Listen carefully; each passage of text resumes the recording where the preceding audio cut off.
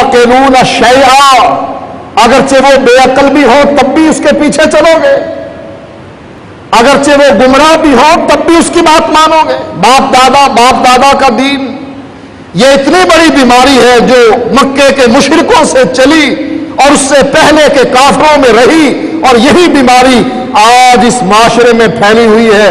باپ دادا کا دین، کتاب و سنت سچا ہے، مانتے ہیں، لیکن باپ دادا کا دین آ کر تان کہاں ٹوٹتی ہے؟ باپ دادا کا دین۔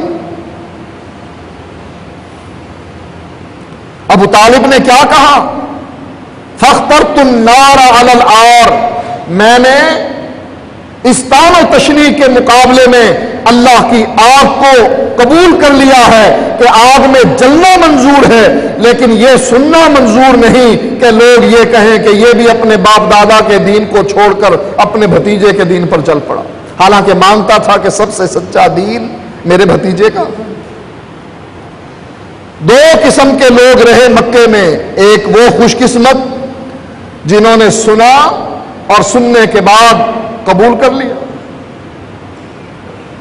طفیل بن عمرو الدوسی اپنے علاقے کے سردار ہیں، بہت بڑے شاعر ہیں، عقل مند دانا بینا انسان ہیں، لوگوں کے فیصلے کرنے والے۔ وہ بت جو بیت اللہ میں رکھے ہوئے تھے ان کے تقرب کے لیے اور عمرے کی غرض سے مکے میں آ گئے۔ ساروں نے ویلکم کہا، آئیے تشریف لائیے، خوش آمدید۔ سردار ہیں، مالدار ہیں، غریب آدمی ہوتا کون پوچھتا ہے۔ حضرت ابو ذر غفاری اپنے علاقے سے چلے،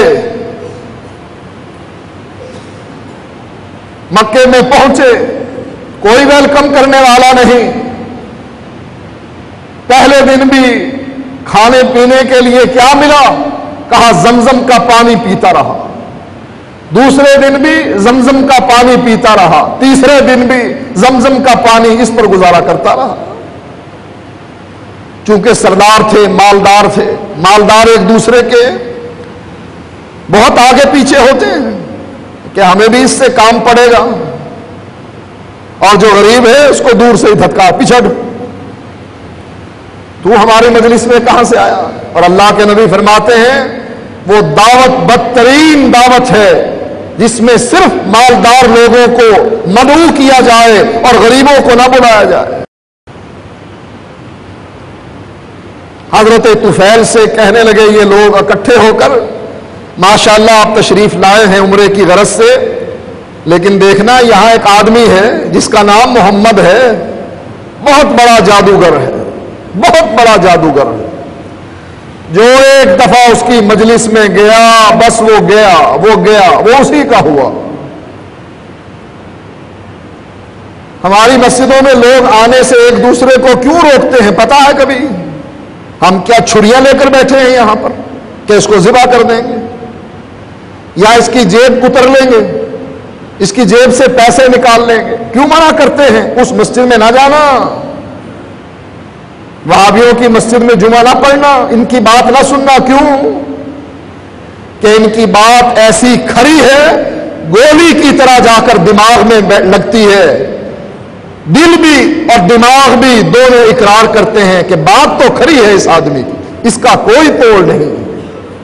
ارے اللہ کا بھی کوئی توڑ ہو سکتا ہے، اللہ کا بھی کوئی مقابلہ کر سکتا ہے، رسالت کے معاملے میں نبی کے مقابلے میں بھی کوئی آ سکتا ہے۔ تمہارے ہزاروں امام کھڑے کر دیے جائیں، ہزاروں چھوڑو لاکھوں اور کروڑوں کھڑے کر دیے جائیں، یہ نبی کی جوتی پر قربان کر دیے جائیں گے، ان کا مقابلہ اللہ کے نبی کا کوئی مقابلہ نہیں۔ ایسی کھڑی بات، ایسی وزنی بات، ایسی عقلی بات جو جا کر دل و دماغ میں بیٹھ جائے اور وہ نکلے نہ، اس لیے مولوی منع کرتے ہیں وہابیوں کے قریب تک نہ جانا، یہ بڑے خطرناک لوگ ہوتے ہیں۔ اگر تو گیا بس تو گیا، پھر کہاں تک فتویٰ دیتے ہیں؟ اگر تو وہابیوں کی مسجد میں گیا اور ان کے پیچھے نماز پڑھی تیرا نکاح ٹوٹ جائے گا۔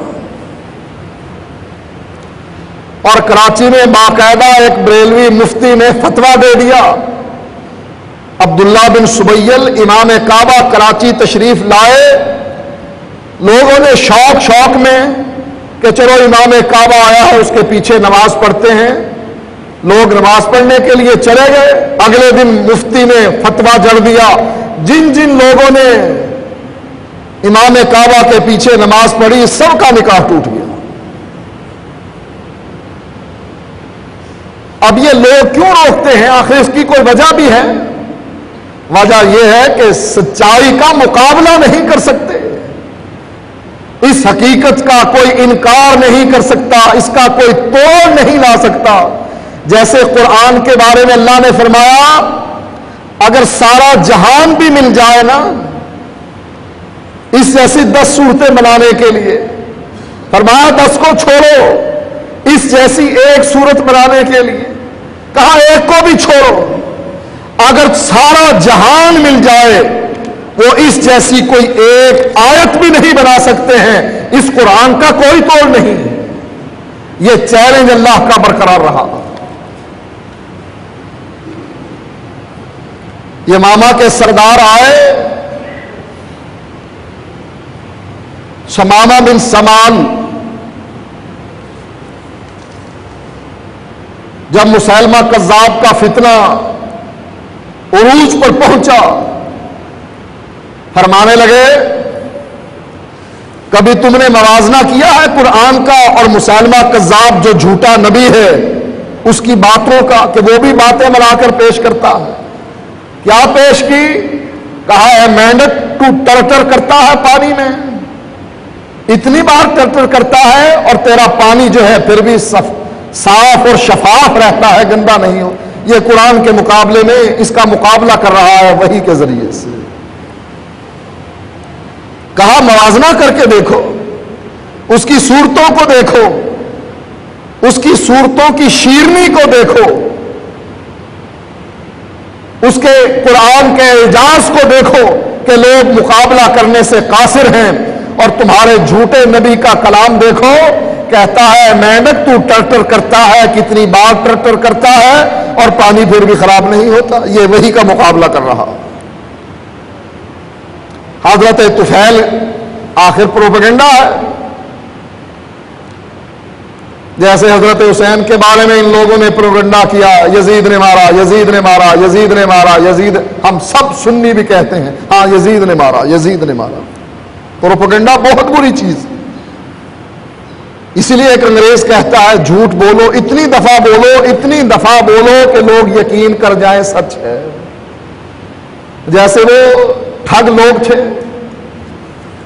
ایک آدمی بیچارہ پیسے اس نے جمع کیے، خرچہ اکٹھا کیا، قربانی کے لیے بکرا لے لیا۔ اب ان ٹھگوں کے 3-4 گروہ بن گئے۔ پہلا گروہ ملا، کہا یہ کتا کتنے کا خریدا ہے؟ کہا کم بخت کتا، منہ پر تھپڑ ماروں گا، بکرا لیا ہے میں نے۔ کہا اچھا تیری مرضی ہے تو کتا، تو اس کو بکرا کہتا رہے۔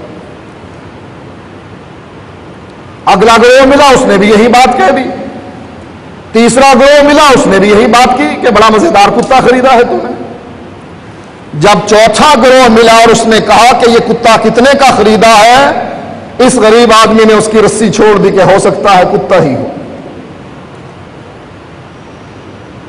حضرت طفیل نے ایک آدمی کی سنی، دوسرے کی سنی، جو بھی آئے یہی کہے یہ بڑا جادوگر ہے، اس کے قریب نہ جانا، نقصان کیا ہوگا؟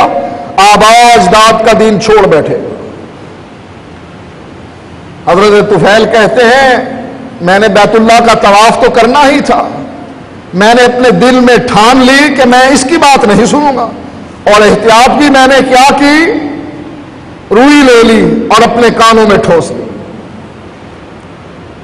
کہیں ایسا نہ ہو کہ اچانک اس کا اور میرا آمنا سامنا ہو جائے اور میرے کان کھلے ہوئے ہوں اور اس کی بات میرے کان میں پڑ جائے اور میں اس کی جادوگری کا شکار ہو جاؤں اور اپنے ماں باپ کے دین کو چھوڑ بیٹھوں۔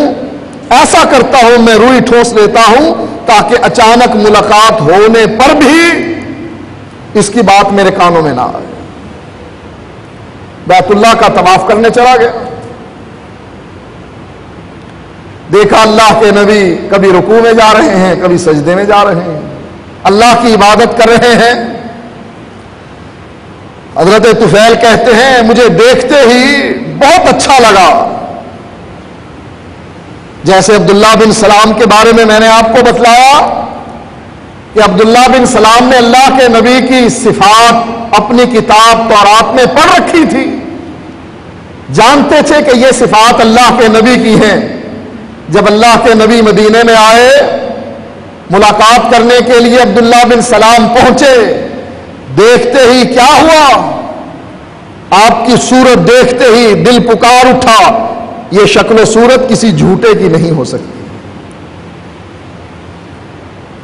حضرت طفیل کہتے ہیں کہ میں نے اللہ کے نبی کی جب عبادت دیکھی کہ اللہ کے نبی عبادت کر رہے ہیں, مجھے یہ عبادت بہت اچھی لگی اور دل پتہ نہیں قدرتی طور پر ان کے قریب, ان کی طرف مائل ہونے لگا کہ یہ عبادت کا طریقہ تو بڑا مزیدار ہے.